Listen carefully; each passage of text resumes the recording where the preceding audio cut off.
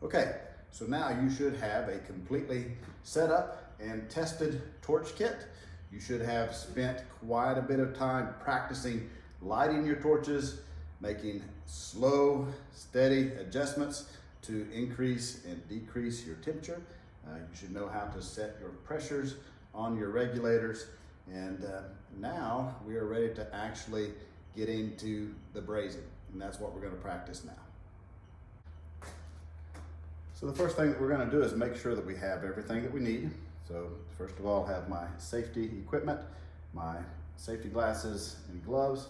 I have a fire extinguisher ready to go. But then I'm going to get up my tools that we need that I keep down here in my handy dandy pouch. So first of all, we need our striker, our tubing cutter,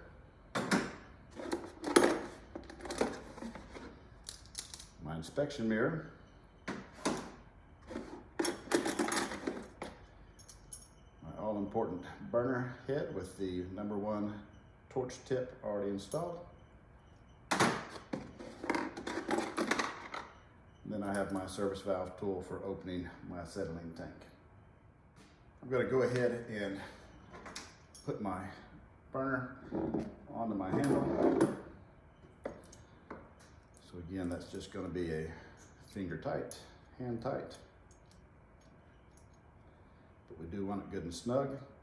And then we want to rotate the burner away from us, because again, we're going to be brazing with the adjustment knobs pointed up toward us so we can make adjustments. So we do not want that pointing toward us. So then we're going to go ahead and open our tanks, check our pressures, re-leak check everything.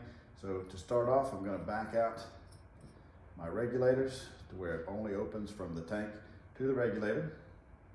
And just a quarter turn is all that we need. Still had a little bit of pressure coming out of my acetylene.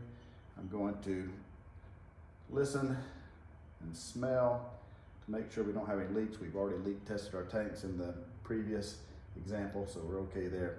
I have plenty of pressure in my acetylene. Let's go ahead and do the same with the oxygen.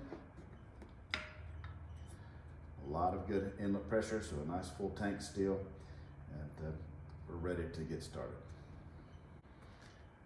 As we mentioned in a previous video, there's no reason why really we don't want to leave our tanks right in the vicinity of where we're going to be doing our brazing. So we're going to be doing our brazing work right here on the table, and so we definitely don't want to leave our torches right next to us. We've got some good long hoses, and so if we would have a acetylene leak primarily, then we're going to be leaking gases that could possibly explode.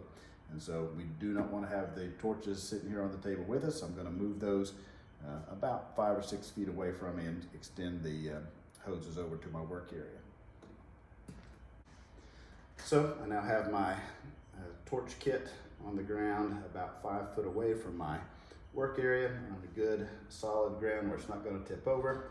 There's not going to be a trip hazard for my hose from where I'm working. And so we're going to go ahead and set our oxygen and acetylene pressures while we have it over here next to us. So I'm going to start with the oxygen. I'm going to crack open the oxygen at my handle just a little bit, and then we're going to turn the manifold regulator up to about 10 psi. And turn that back off. When we turn that off, it'll go up a little bit, but when we start it back up again, it should drop back to that 10.